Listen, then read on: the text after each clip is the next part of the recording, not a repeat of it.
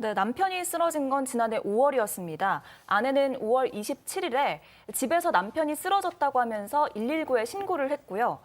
남편은 병원 이송 중에 결국 숨졌습니다. 부검 결과 사인은 급성 니코틴 중독이었는데요. 남편은 사망 전날인 26일부터 이상 증세를 보였습니다. 남편은 응급실에서 아무래도 아침에 아내가 건넨 미숫가루를 먹은 게 좀 잘못된 것 같다 이렇게 말하기도 했었는데요. 이후 몸이 호전이 되긴 했었지만 아내가 끓여준 죽을 먹고 결국 남편이 숨졌습니다. 검찰은 아내가 니코틴 중독으로 남편을 살해했다고 보고 지난달 무기징역을 구형을 했고요. 그리고 오늘 1심 선고에서 30년형이 나왔습니다. 근데 이 여성이 재판 과정에서도 계속 저는 남편을 죽이지 않았어요. 뭐 당연히 부인을 했어요. 네, 그렇습니다. 일단 니코틴 용액을 이제 구매한 게 맞죠? 구매를 해서 그래놓고 뭐라고 얘기를 했냐면 남편이 원래 전자담배를 폈었다. 그래서 남편이 피우니까 내가 대신 사놨다라고 얘기를 했습니다. 그랬더니 이제 경찰이 뭐라고 했냐면 남편은 8년 전에 담배를 끊었다라고 얘기하니까 이 여성이 중간에 사실은 내가 피우려고 샀다라고 진술을 반복했어요.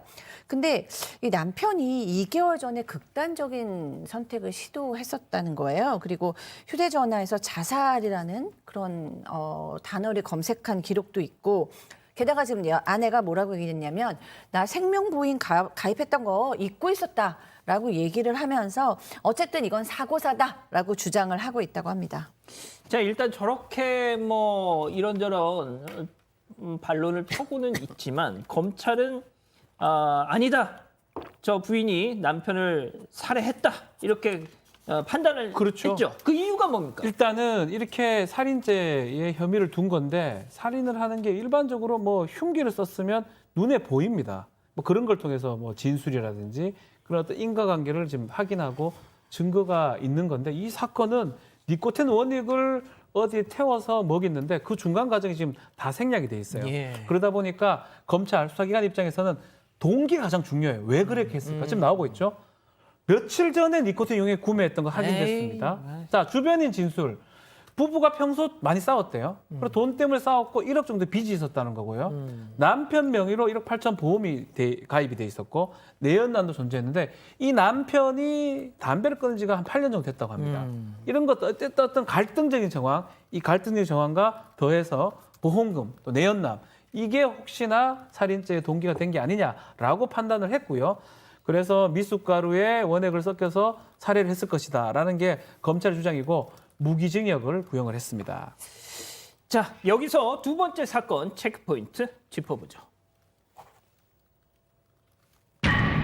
세 차례나 먹였다입니다. 니코틴 원액을. 자, 그런데 이 변호사님, 제가 이제 8, 90년대 이 형장의 이슬로 사라진 여성 사형수들의 사례를 예전에 제가 좀 본 기억이 있는데 대부분이 지금 이 여성의 사례와 되게 비슷합니다. 그러니까 독극물 등을 이용해서 남편을 살해하고 내연남과 함께 그리고 뭐 이런저런 경제적인 이득을 얻기 위해서 이게 딱 그렇다는 건 일단은 뭐 그런 섣부른 예단은 않겠으나 비슷합니다. 맞습니다. 예, 보통 이제 그런 이제 살인 동기를 조사를 해봤을 때 뭔가 이제 내연남이 있거나 내연녀가 있을 때 이런 경우에 뭔가 둘이서 짜고 그 사람이 사망의 이름으로 인해서 이제 경제적인 이득을 얻을 수 있을 때, 특히나 이제 뭐 보험에 많이 가입되어 있을 때 그 생명보험금을 편취를 하려고 한다든지 보통 이런 경우가 많이 있고 이 사건 같은 경우에도 어쨌든 좀 그런 비슷한 구조에서 남편을 사망에 이르게 한 게 아닌가 이렇게 좀 의심을 하고 있는 상황입니다. 네, 이게 남편 몸에서 담배 20개 피를 한꺼번에 피운 양의 니코틴이 나왔는데요. 전문가는 미숫가루에 넣은 니코틴 정도로는 사람이 숨지지 않는다라고 하면서도 추가 주입이 있었다면 숨질 수가 있다 이런 의견을 제시를 했습니다. 남편이 보인 복통, 설사, 구토 이런 것들 모두 니코틴 거부 증상이 맞다라고 하면서요. 니코틴이 몸에서 빠져나가기 전에 치사량의 니코틴을 주입했을 가능성을 제기를 했습니다. 주변 진술에 따르면 남편은 병원에서 돌아온 뒤에 죽을 먹었고 아내가 중탕해준 소화제를 먹어서 또 니코틴 추가 주입 가능성은 충분히 열려 있는 상황이었습니다. 그러니까 이제 검찰과 이 여성의 주장은 계속 이렇게 대립이 되고 있는 상황이었던 건데 그럼 재판에서 가장 큰 쟁점은 뭐였을까요? 자, 형사재판은 했는 것 같은 게 중요한 게 아닙니다. 했다면 그게 합당한 증거, 특히 그 증거는 공소 사실의 시간이나 방법이나 이게 모두 특정될 만한 증거가 납득될 정도가 있어야 됩니다. 가장 중요한 게 언제 어떻게 어떠한 방법으로 살해를 했는지 이 니코틴이 보이지 않거든요. 이게 상당히 문제고 변호인은 이런 주장을 계속 하는 것 같아요. 남편이 흡연을 그래도 최근 했고 흡연하고 그거에 의해서 니코틴으로 자살을 극단적 선택을 한 것이다라고 주장을 하는 거고요. 그 두 가지 확인이 될 겁니다. 보험금이 사실 그렇게 많지는 않아요. 뭐 이렇게 말하면 그렇지만 살해할 정도의 동기 금액은 뭐 아닐 이은혜 수 사건 있습니다. 같은 경우랑 비교해봐도 적죠. 상당히 적죠. 예. 상당히 그렇기 때문에 그런 것들이 크게 쟁점이 될 겁니다. 입증이 됐느냐 안 됐느냐, 증거가 확실하냐 이 부분이기 때문에 쉽게 이게 납득하기 어려운 사건입니다. 오늘 이제 대법원 결과가 나온 사건입니다. 남편에게 니코틴이 든 음식물을 먹여서 살해를 했다라는 혐의로 2심까지는 징역 30년이 선고가 됐는데 오늘 대법원 판단은 좀 달랐습니다. 유죄를 단정할 수 없다라는 취지로 이제 파기환송 사건을 다시 돌려보냈어요. 왜일지 이야기를 한번 나눠보겠습니다. 네. 1, 2심이랑 대법원 판단이랑 달랐습니다. 어떤 걸 좀 다르게 판단한 건가요? 원래 이 기소된 내용을 한번 공소 사실을 살펴보면요. 예. 이 부인인 피고인이고 이제 피해자는 남편인데 네.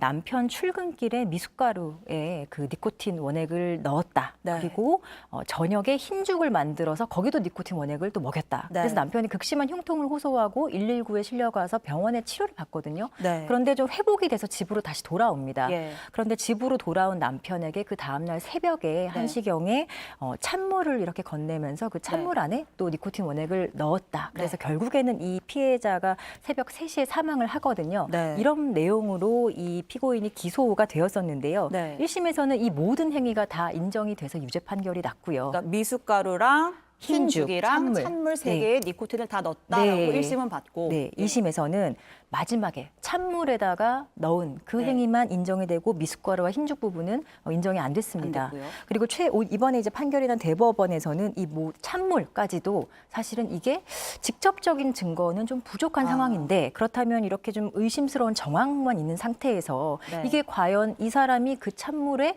니코틴을 넣었다고 할 정도의 그 공소 사실을 입증을 했는가 네. 이게 뭔가 합리적인 의심의 여지 없이 네. 제대로 입증되지 못했다라는 취지에서 대법원이 조금 더 심리할 필요가 있다라고 이제 판단을 한 겁니다. 네. 그래서 원심을 파기하고 지금 다시 수원 고등법원으로 이제 돌려보낸 상태예요. 이게 워낙 사실 화제가 됐던 사건이어서 그러니까 대법원은 그 마지막 그 찬물에 니코틴 들어있다고 단정할 수 없다 이렇게 본 건데 이제 그런데 저희도 이제 사건을 워낙 내용까지 많이 듣다 보면 그 이제 좀 의아한 대목들도 있어요. 예를 들어서 이제 응급실 다녀온 뒤에 증상이 좀 완화가 됐던 그 이제 숨진 남편이 그 니코틴을 다시 그러니까 결국은 사인은 니코틴 네, 사인은 급성 니코틴 중독이 맞아요. 네. 확실해요. 예. 그러면 이제 니코틴을 음용했을 정황이 이제 피고인이 준 물밖에 없는 거 아니냐 이런 의심을 할 수 있잖아요. 네. 그렇죠. 그 부분이 사실은 이제 1, 2심에서는 당연히 네. 왜냐하면 이 사람이 찬물 먹었는데 그때 이제 음용했을 가능성이 매우 높다라고 봤던 거고 네. 그 외에 어떤 이 사람이 다른 방식으로 니코틴을 마셨거나 먹었거나 했을 그런 가능성이 없다라고 본 것인데 네. 대법원에서는 이 니코틴, 그러니까 일단 찬물에다가 니코틴을 탔다고 하는데 네. 그런 방법이 명확하게 일단 규명이 안 됐고요. 네. 그리고 예를 들어 니코틴, 그러니까 지금 컵에다가 이렇게 니코틴을 탔다고 되어 있는데 네. 그 실제로는 그 물이 3분의 2가 남았다고 해요, 컵에. 그러니까 남편이 그 물을 조금만 네. 마셨다. 그렇다면은 그 실제로 니코틴 양이 거기에 얼마나 되었는지, 농도는 얼마인지, 원래 있었던 물은 얼마인지 그런 것들에 대해서 제대로 원심에서 심리가 되지 않았다라고 대법원이 본 것이거든요. 네. 그래서 이 사람이 혹시 다른 가능성으로 아. 사망했을 그런 가능성도 지금 보인다고 대법원은 판단을 한 거고 네. 보통 이런 정도라면은 그 합리적 의심을 배제할 정도의 증명이 되지 않았다라고 해서 이런 경우 이제 무죄 추정의 원칙상 어떤 네. 피고인에게 좀 유리하게 판단이 되는 게 일반적인 그 형사재판의 사실 네. 모습이에요. 그래서 이 부분이 만약에 추가적으로 이제 고등법원으로 돌아가서 좀 심리가 되고 네. 이 부분에 대해서도 피고인의 행위가 좀 인정이 된다면 사실 대법원의 어떤 무죄 취집 파기와는 좀 다른 판단이 나올 가능성도 여전히 전 있다고 봅니다. 그 1, 2심에서는 그 살인의 동기가 있다 이렇게 검찰이 네. 주장을 했고 좀 받아들여진 부분이 있어요. 예. 그러니까 그 피고인 여성이 뭐 내연 관계의 남성이 있었고 뭐 그 후에 이제 남편이 사망한 후에 이제 남편 명의로 그러니까 내연남과 살 집을 마련할 돈을 빌리고 이랬던 정황들이 일종의 살인 동기가 될 수 있는 거 아니냐 이렇게 검찰이 주장을 했던 건데 그것도 이번엔 아니라고 본 네, 거죠. 그 살인 동기도 좀 이런 살인에 있어서의 어떤 살인 동기는 사실 좀 압도적인 증거가 있어야 되는데 이런 동기도 조금은 추가적인 심리가 좀 필요하다라고 지금 네. 대법원이 판단을 했습니다. 그래서 실제 살인 동기도 뭐 내연남과 함께 살 목적으로 아니면은 경제적인 어려움을 호소하는 상황이었는데 남편이 죽음으로 인해서 어떤 경제적인 이익을 받을 수 있는 상황인지 이런 것들도 더 면밀하게 판단을 해봐야 되고 추가적인 심리가 좀 필요하다라고 이렇게 본 거라고 보입니다. 네. 네.